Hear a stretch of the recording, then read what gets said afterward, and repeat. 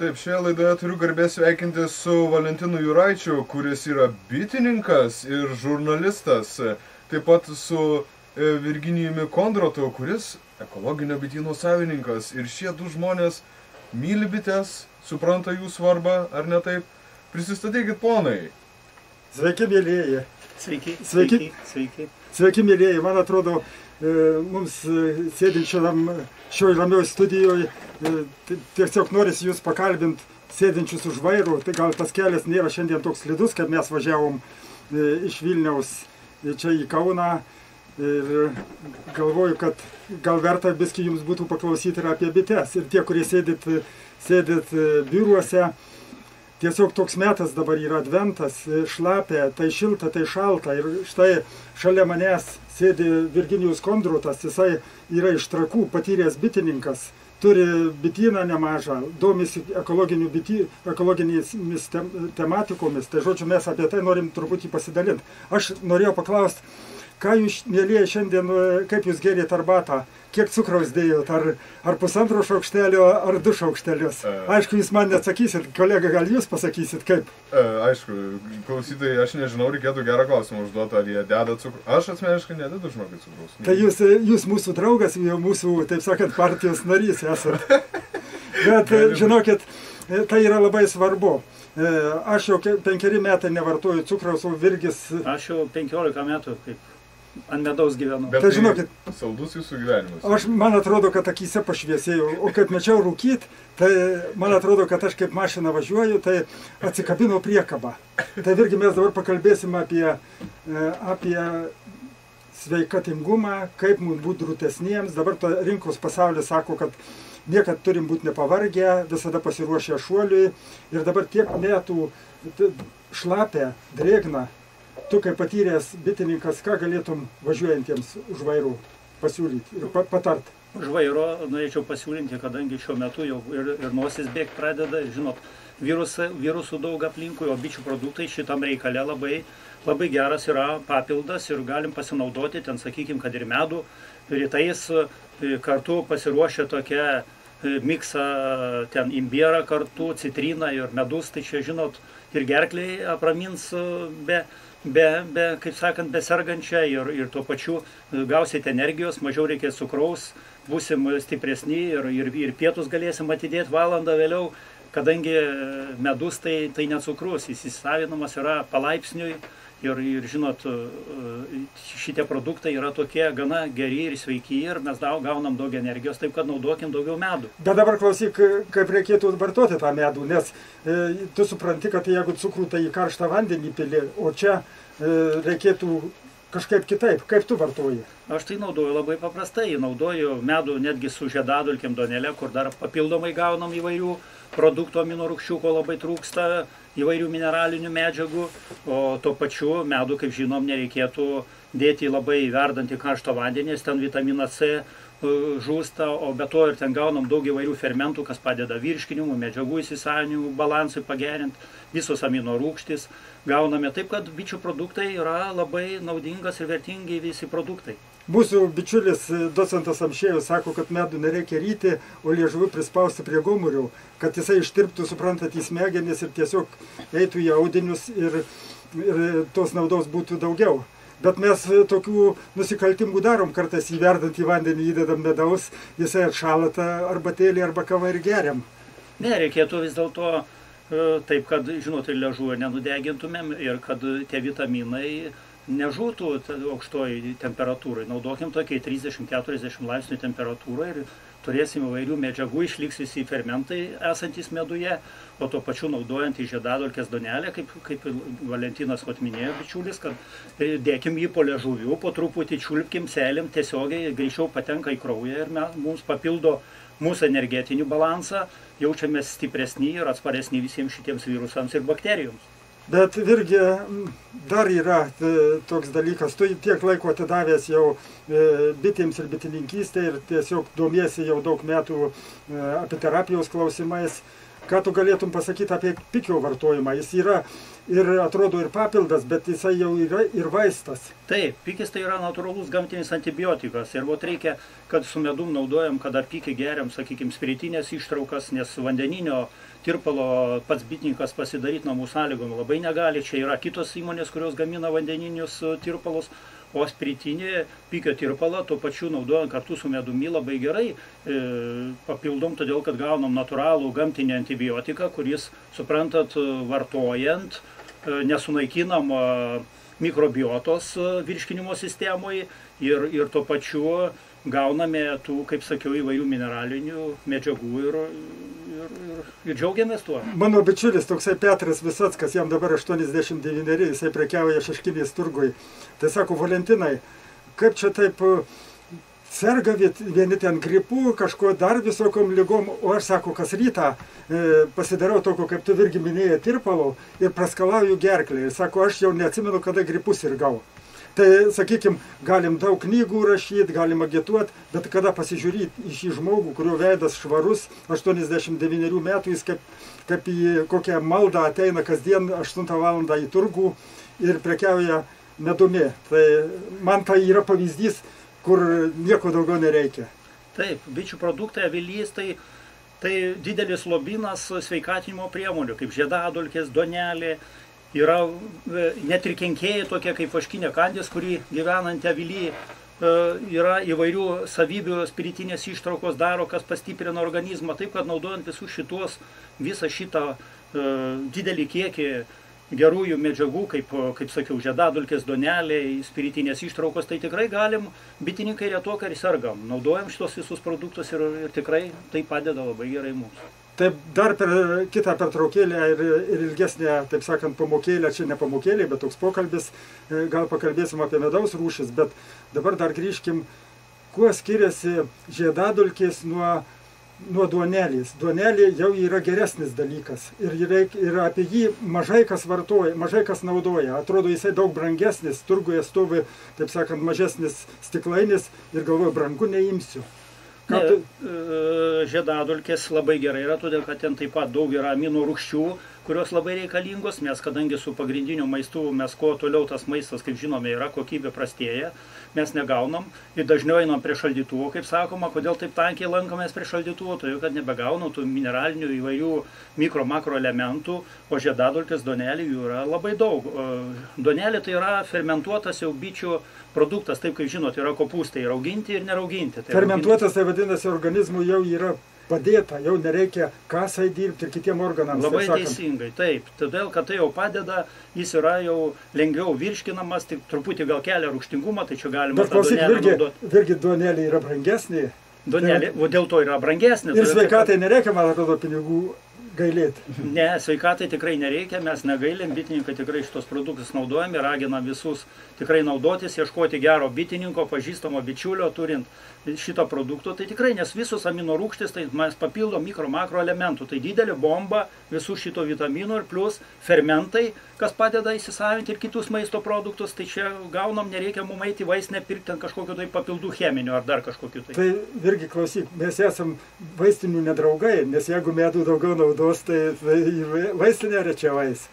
Nu, matot, medus tik, kaip sakoma, tik ražienos, o yra daug įvairių produktų, kurie savo vertė netgi yra naudingesni gal negu medus, bet žinot, mes visi esame įpratę, medų nuo senovės žinom, o žiedadulkė, duonelė, bičių nuodai, tai superinis yra ir maistas, ir amino rūgštys, ten jame visi peptidai yra, kurie netgi sveikatina, gydo sąnarius. Jeigu, sakykime, bičių įgelimais galim pasilengvinti mūsų sąnarių judesių veiklą suaktyvinti, tai bičių produktai, sakau, čia yra visa paletė superinių produktų. Aš dabar žvelgiu besišypsantį mūsų jaunąjį kolegą ir galvojasi tikriausiai į mus, kodėl mes čia atėjom. Atėjom.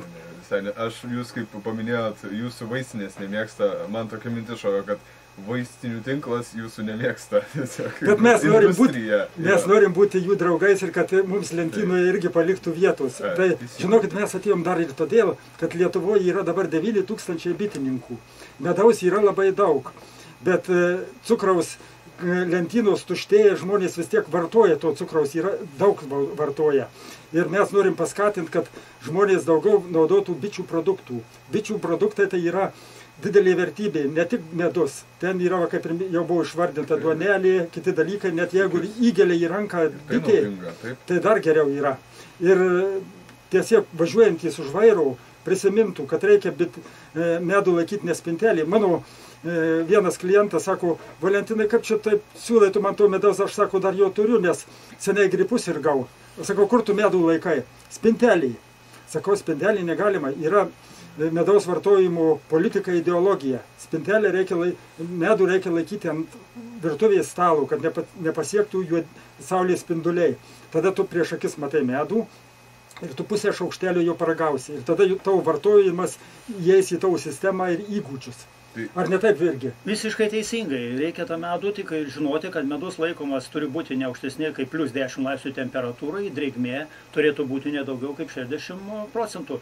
Nes daugelis galvoja, o šviežias ten medus, bet nėra blogai ir jau pastovėjęs metus ar du, jeigu jis laikomas yra teisingom sąlygom. Medus gali būti labai ilgai. Pas mane yra medaus, kur stovi 7 metai, 6-7 metai išskirtinių rūšių. Ir jį galima pilnai naudoti, jis yra labai gerai, diastazė ten superinė, nes jį dar padėdėja, medus jau subrendęs yra viskas.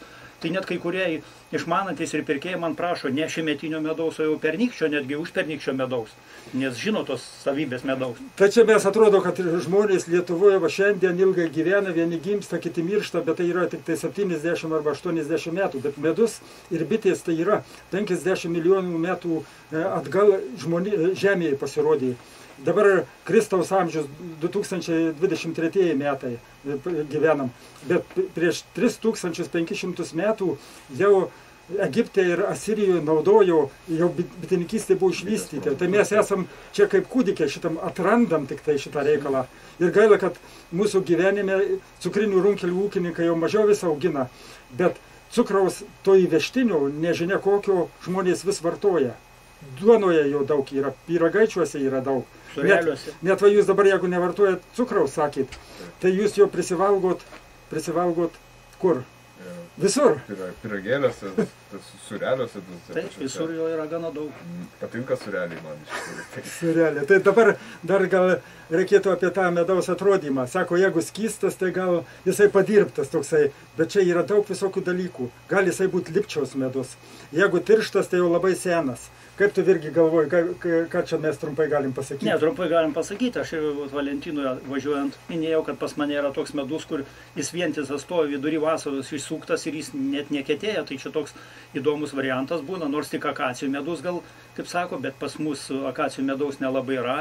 Visi medus dažniausiai kristalizuojasi, aišku, vieni mažiau, kiti ne, bet matyt pasitaikė toks momentas, kad vasaros kiekvienas vasaras mes turim to medaus išsukam įvairaus labai, matyt pasitaikė, čia kai kas man sako bitininkai, kad čia pas tave gauromečio medus ir jis nelabai kristalizuojasi ir toks vientisas stovi.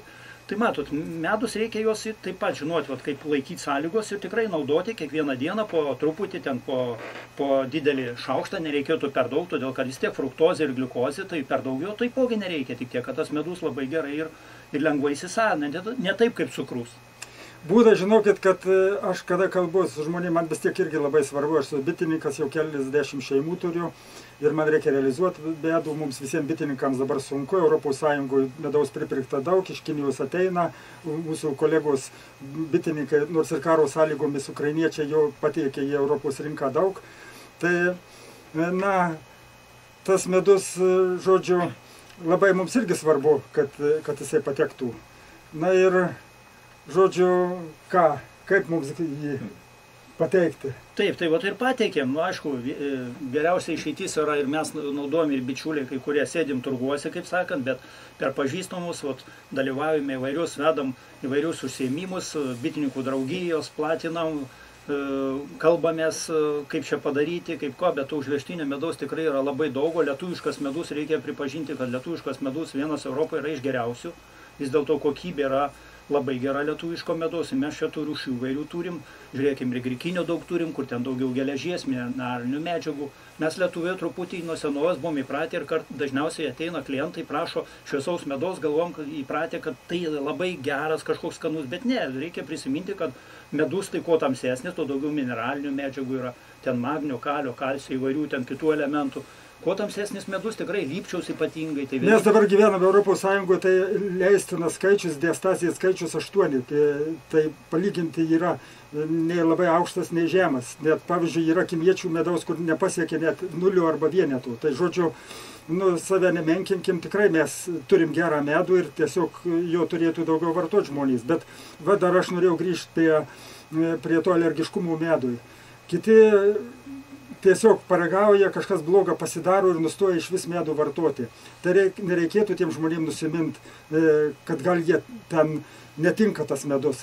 Nes medus yra skirtingas. Yra vienas žiedadulkės renka iš vėjo apdulkinamų augalų ir žiedų, o kitos vabzdžių apdulkinamus. Tai pavyzdžiui, jeigu medus yra apdulkinamas iš skrusdėlyčių, iš vabaliukų, iš pačių bičių bešokinėjant, tai jisai mažiau alergiškas tiem žmonėm. Reikėtų nenuleisti rankų, nenusiminti ir sudėtinės dalys gal netinka. Jeigu vienas netiko, reikia pabandyti kitą. Atsisakyti tokios verdybės, tiesiog klaida, o gal ir nuodėmė yra tiem žmonėm, kurie save susiaurintų papildais. Dabar jaunos panelės, jaunikaičiai, pasižiūri, ant stalo būna pridėta papildų įvairiausių. Jie yra vergai, yra tų korporacijų įkaitai. Kaip tu galvoji, Virgi, čia juk mes bitininkai turim kovoti, kalbėti apie tai. Ne, labai teisingai. Ten papildai taipogi yra gerybė. Žinom, kad bičių, reiškia, produktuose žiedadulkės ir visi kiti, ten taip yra suderinti mikro, makro visi tie elementai, įvairios amino rūgštys, kurios ir labai gerai tie produktai yra įsisavinami. Ten beveik 100% įsisavinama, kaip sakom, dedam po liežuviu. O, sakykime, kiti ten cheminiai ten ar dar kokie papildai yra neblogi, bet juos reikia žinoti, kad ten geležis būtinai, jeigu naudosim kažkokius geležies papildus, būtinai turi būti vitamino C, jis nesisavins. Tai suprantat, mes perkam, o kaip nepapildom tos geležies, taip nepapildom. Tai geriau vartokim, sakykime, kaip geležį. Naudokim grikių medų, kur ten yra labai tikrai daug tos geležies ir jis puikiai yra įsisavinimas į organizmą ir superproduktas. Natūralus produktas. O jūs minėjote dar apie medaus rūšis, tai padarysim reklaminę pertraukėlę. Gerai, pakalbėsim apie tai. Apie medaus rūšis, būtent užsiminėt, kad vieniem žmonėm gali būti negera vieno medaus pavalgys. Tai yra kitų pasirinkimų, ar ne taip? Tad mes šokame į trumpą reklaminę pertraukėlę ir grįšime su šia tokia sveika informacija. Ačiū. Viskas gerai. Vienas medus yra šviesus, kitas šiek tiek kitokios spalvos, o paskui būna rudas ir net būna juodas.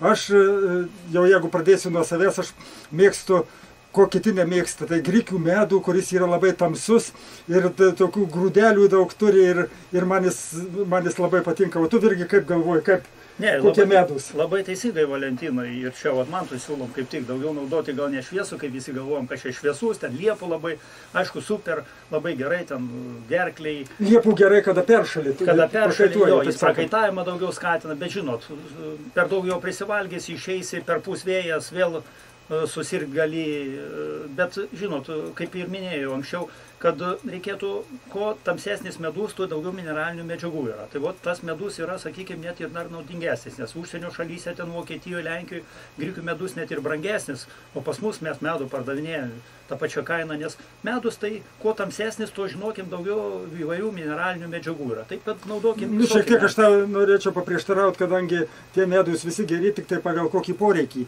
Pavyzdžiui, mes gal miestuose auginam daug akacijų, tai tos akacijos ten su švinu pertirptytos, aprūkytos ir taip toliau, bet akacijų medus yra labai geras, geltonųjų arba baltųjų akacijų, Vokietijoje jis labai aukštai vertinamas ir jis toks skaidrus ir daug gydančiųjų irgi savybių pagal poreikį turi. Paskui nealergiškas, matot, akacijų medus alergijų mažiau sukelia.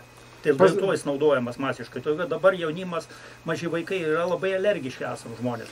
Na ir paskui liepų medus, liepynų turim, kaip tu galvoji, čia peršalimai ir daug savybių tokių, žmogaus organizmui. Labai teisingai, naudokime medų, bet žinot, peršalimą vaikam jau čia, žinot, vien medum nepaimsim, tai reikėtų gal naudoti daugiau tokių produktų, kaip pikis, propolis, bičių kūneliai, žeminės, vasarinės, bitės, ištraukos, spiritinės, naudojant tuo pačiu ir tas avilio vienas iš kenkėjų, vaškinio kandis, kurį galvojam, čia kažkoks, žinot, ta kandis, galvojam tą kandis, kurį graužia kailinis, bet ne, čia ta kandis, kuri rėmelius su vaško plokštelėm sugraužę ir va tuos produktus naudoti. Čia superiniai Tai dar grįžtant produktai.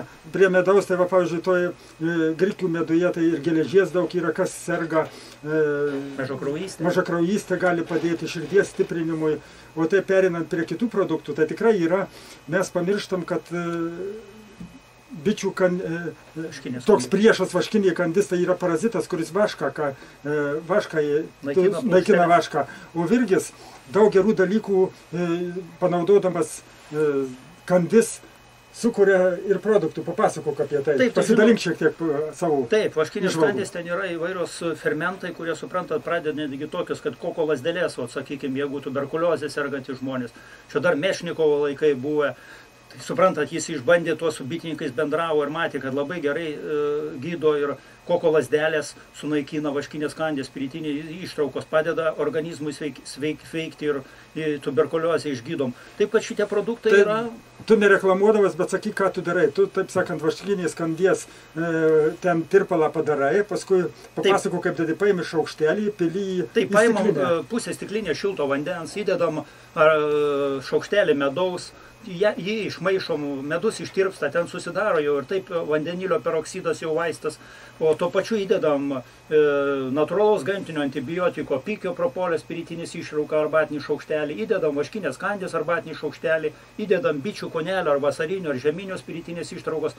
O šita trijulė puikiai susitvarko su įvairiais peršalimo lygomis, neleidžia mums, kad nueitų viso šitą peršalimo, visi virusai pažeistų mūsų bronchus ir nueitų į plaučius, paskui plaučių uždegimai bereikalingi. Svarbu laiku tik naudotos. Tai klausyk, Virgi, man reikia nueiti į tavo polikliniką, pažiūrėti, kada tu biuletenį paėmėjai. Ar tu čia šneki rimtai ir ar čia, supranti... Mane, žinot, žmona tik Kada į sirgai, taip polikliniką. sakant. Ne, sirgimai yra sunkus reikalas ir prieš 15 metų, žinot, kaip visi, kada blogai pasidaro, žinom, kad nuo 35 metų trūksta amino rūgščių, pradeda, kai jų trūksta, tai kažko tai negaunam, tai organizmas pradeda senti, mažėja kiekis fermentų, mityba pablogėja, suprantat, valymasis organizmo, po truputį senstant, kaip sakant, pradeda jau užsitinti. Užsiauginam ir tą balkoną, kaip mes sakom, vyrai, suprantat, nu koks vyras be balkono, kaip namas be balkono, kaip sakoma. Bet tai žinot, tie visi valymosi procesai ir tų sveikų produktų naudojimas, nepersivalgymas mūsų bičių produktais, tai ir veda į tą sveikesnį gyvenseną, sveiką mitybą.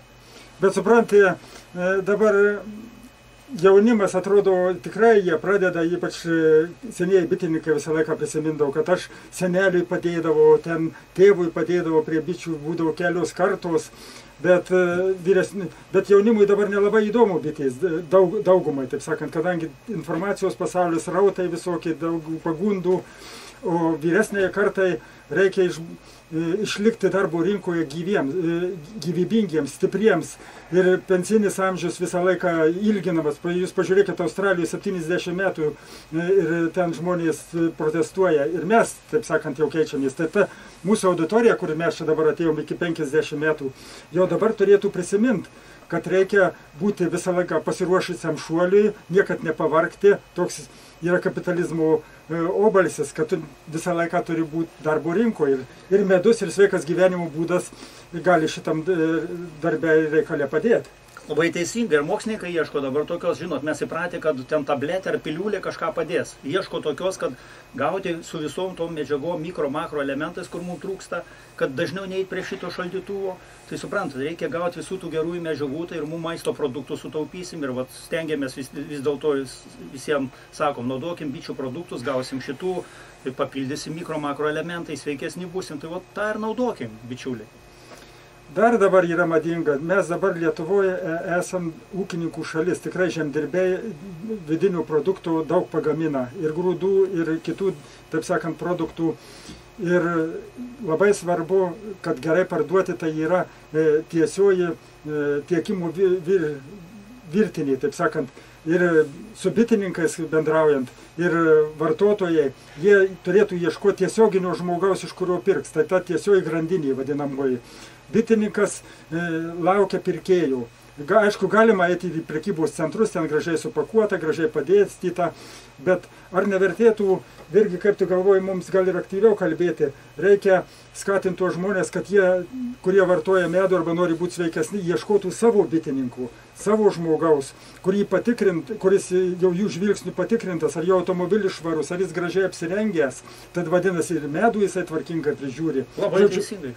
Labai teisingai, todėl kad čia, žinot, jeigu mes nueinam į turgų, pareikšim, kad mes patys savo medaus nevalgom, tai kas gali iš mūsų pirkti tą medų ir tai kitus produktus. Bet, žinot, teisingai sako Valentinas, kad bičiulis, kad naudokim patys gražiai atrodom, liekni, tvarkingi, gražūs, sveikata gera, dar, kaip sakant, neima tos lygos ir žinom, kai su tom lygom pakovoti, tai visiems ir patėm. Tai ir siūlom visada klientams, ir jums visiems siūlom, kad susiraskite artimiausią bičiulį, kuris tiesiogiai iš avilio bus ir tas medus tikrai pas bičiulius yra paruoštas labai geros kokybės, naudokim savo, palaikykim tą savo vietinį ūkininką, bitininką ir tikrai būsim sveikesni ir jis tikrai pagelbės. Bičiulis pagelbės, jūsų kaimynas bičiulis. Kartais mes reikia kritikuoti valdžią ir kritikuojam, bet mūsų Žemės ūkio ministerija ir kitos tarnybos yra sukūrę Lietuvos kaimo tinklą ir siekia skleisti įvairią pažangę patirtį. Tai man atrodo, kad ūkininkai ir mes bitininkai turėtume būti ir gražiai mieste priimti. Pavyzdžiui, Kaune jau prie pilies vietiniam ūkininkam dvigubai kelia mokestį už pardavimo vietą. Vilniuje, turgelyje, užupyje vėl sunkumai atsiranda. Žodžiu, mes kviestume, kad ir savivalda, ir miestiečiai, mes irgi pusiau miestiečiai, kaimiečiai, taip sakant, turim į miestą ateiti. Priimkite mus, miestiečiai. Tokie įstatymai pabrangino visiems ūkininkams ten, ypatingai prie Kauno pilies, jeigu kalbate, ir visą tai atsispindės anksčiau ir vėliau kitose didžiosios Lietuvos miestuose, yra. Man tai taip nebus. Mes eisim protestuosim ir steigsim, kad mokesčiai būtų sumažinti. Mes miesto terpę pagerinam. Visi ūkininkai, vieni duoną ten atveža, kiti uogas.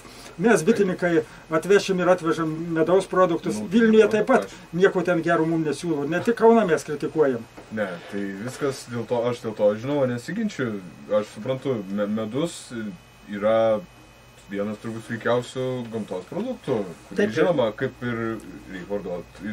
Ir jis turi prieinamas būti ir su saiku. Ir matot, nepamirškim pagrindinio dalyko, bitė tai yra būdulkintojas, tai mes neturėsim produktų. Mažės bičių kiekis, tai žmogaus nebus. Nebus ir maisto, nebus kaip ką užsiauginti. Iš tikrųjų, įdomus pokalbis, įdomu jūsų pasiklausyti, įžvalgos apie bites, man patinka jūsų ryžtas, jūs kalbat tvirtai, užtikrintai, ruošitės ir protestuoti, viskas gerai, jūs išgirs tikrai, kaip ir mūsų. Mes nenurimsim.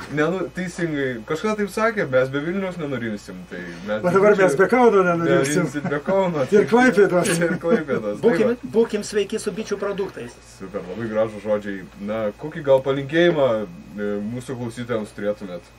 Taip, mano palinkėjimas būtų, vartokim visus šitos bičių produktus, ieškokim artimiausio bičiulio, darykim įvairius donelės, žiedadulkės, naudokim spiritinės ištraukas, būsim sveiki, sulauksim šventų kalėdų, sveiki ir gražūs.